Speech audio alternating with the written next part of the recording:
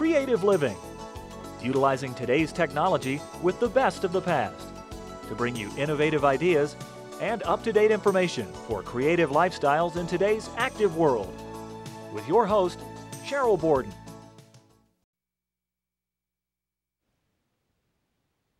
Elena, it's so nice to have you here, and I was really interested in reading about your charity work on the internet. And maybe let's start out by talking about the charity wings, and then we'll go into how all of this works into it. Okay, wonderful. Thank you so much. So Charity Wings, we're a nonprofit organization, 501c3, and we give the gift of art. So we have a 6,000 square foot art and craft center in San Diego. It's a huge warehouse that's virtually been donated for us to use. And what we do is we do free art classes with other nonprofits. So it's really fun because people come in and they get to do craft projects. They're sitting there, they're smiling the whole time, they're not thinking about whatever other things are going on in their lives. And that's just our main mission, is just to give the gift of art. And that's how you got into this bottle cutting. So we are supported by amazing manufacturers and designers. And this is one of the manufacturers that has really supported what we do and is very charity-minded. And we're excited to show you this and we'll cool look product. at those. But just in case people, they'll recognize like soft drink bottles. But some of these, I don't think once they're cut, you never know what they were. So it kind of depends. If you want to preserve because you have a favorite type of liquid that you like to enjoy, you could, of course, preserve the label. But otherwise, you can use it, and like we did glass paint on here. I saw that on one of So the this others. is an anonymous wine bottle, and we added the, we used the Deco Art multi-surface paint and a stencil. And then this is the top. I don't even know this. No, not the same top. No. Yeah, but there's lots of uses. The whole idea behind cutting the bottles is to upcycle, right? Recycle and upcycle. Are these the bottoms? Those are the bottoms of these that I turned into wine glasses. So that was the bottom of them.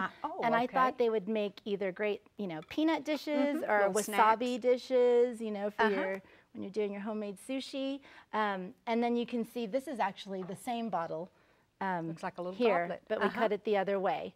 So instead of cutting off the bottom, I cut off the top of this one. Oh, gosh, you never run out of ways to do this, do you? There's a million things you can do with this. And as you can see, the top of the wine bottles, become these nice goblets as well. So, and then the stands, gosh, those are beautiful. So this tool is called the Kinkajou. And it's an amazing little tool that got started with a Kickstarter campaign. For people that don't know what Kickstarter is, it's basically to start your own crowdfunding. And you can invent something and see if people want to back you. Oh, So they raised $80,000 on their first Kickstarter campaign. And then they came up with the second Kickstarter campaign, which was the Jabberoo. And you get 6 of these, and they basically just pop. You can just pop that one onto that right there. It's super easy. And it's dishwasher safe, silicone, and it's, a neat little, now you have a wine glass. Perfect, you bet. Isn't that fun? It really is. Yeah. Now, we sort of saved the best for last here, didn't we? I'm really excited about this. Get ready for magic. This is the last product that they came out with, the latest product, and it's called the Firefly LED Pendant Light Kit. So if you look here, it hangs like this. Yeah, so whatever your favorite bottle is, and of course I had to decorate this one because we love to get crafty. So I added some flowers on the bottom and some pearls, and this you can pretend is your ceiling, and you can choose to paint your ceiling and glitter it if you want to, or not. Or not. Some people might want to glitter their ceiling, but that's the piece right there. It looks more complicated. It's actually a really simple thing, and I'm going to show you. Is it? Okay, really quick. so you're going to show us how. And it all comes like a kit. And it all comes in a kit. So it comes with all these pieces here, and it actually has different colored ropes. So that one's orange there. There's gray. The one we were looking at was black. I think there's a white one as well. But it's actually fairly easy to do. You would wire. You don't have to be an electrician. You don't, and that's really good because I'm not. So when I was putting this together, it was not as hard as you think. Plus, now with the magic of the internet, you can kind of YouTube or find online any kind of video. Oh, that's true. Any video to help you do this. Yeah, and I definitely did watch a couple of videos because I'm not an electrical engineer. So, but anyway, this is the dimmer switch, and it also makes it so that it can have the lower wattage for the LED light. So what's neat about it is he created this thing. It's called a silicone thingamajig. It really is? Yeah, he really calls it that.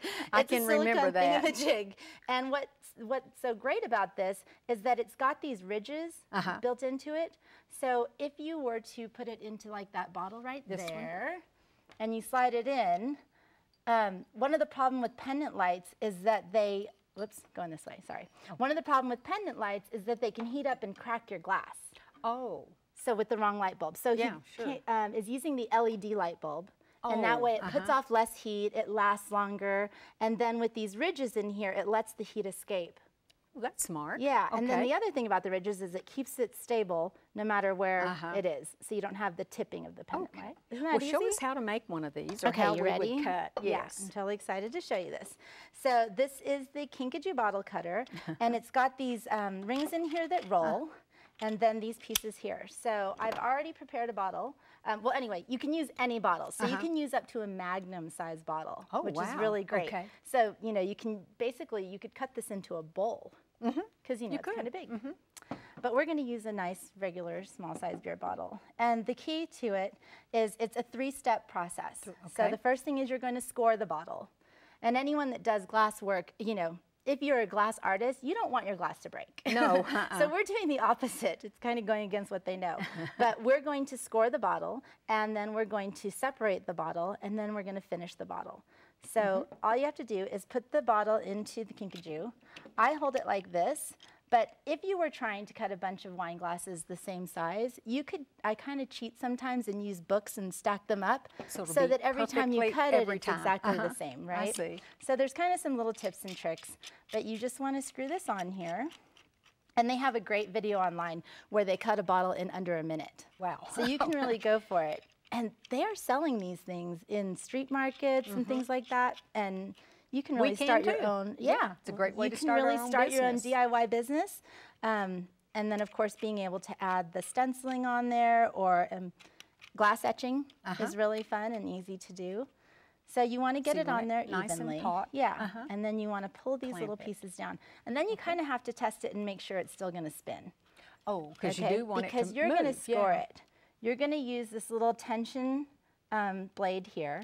And what's great is it is tension mounted, so you don't have to worry about, like, you know, not every piece of glass is perfectly even, but it'll go around it as long as it's round. Unfortunately, you can't cut square bottles, but round bottles, any round bottle you can do. And then you want to start scoring your bottle. So you see how that's working there? And I'm not doing anything really strong to it. I'm not really even applying pressure. But you want to get it all the way around, and then you want to cut it evenly and make it match up right there. Oh, so where you stop and start. Exactly. And so one of the things I recommend to people is when they're learning how to use this tool, that you kind of take a bottle and work your way down it a few times so that you can make sure that you have learned how to score a bottle, because the key to it is that it has to meet up and score. Right. Okay, so let's see. Whoops. Let me just make sure this still turns. A little too loose. Okay. So we would keep practicing it first, but then what's the next step? So once we get it scored, here, let me just turn this really quick. And then once you get it scored, you're looking for the Kinkajou click. See how it's meeting right there? And once it clicks, that means it's perfectly in place. Then you take your bottle out, and the next step is to add your separation rings. That's what these are. And what this does is it channels it so that when we're doing this process, because what we're going to do to cut these is we're going to use hot and cold to expand and contract the glass. Oh, okay. And what that does is it makes it split in two. Okay, so it'll split right on the score line. So you want to use these cool separation rings that they invented to kind of channel the water, to channel the water into place. And do this same size separation rings fit on big they bottles? Do. They're super stretchy. Okay. So you can use them on any size. And then once you get that separation ring right on your score line, okay, then you're going to take boiling hot water. It needs to be really hot. And the key to splitting glass is that you want to heat your line evenly. So some people do it with a heat gun, and if you can heat it really evenly, that works. But the great thing about using hot water is with these channels, it just kind of flows. It's even. So you're going to pour the hot water on there. On the outside. Exactly. And heat it up.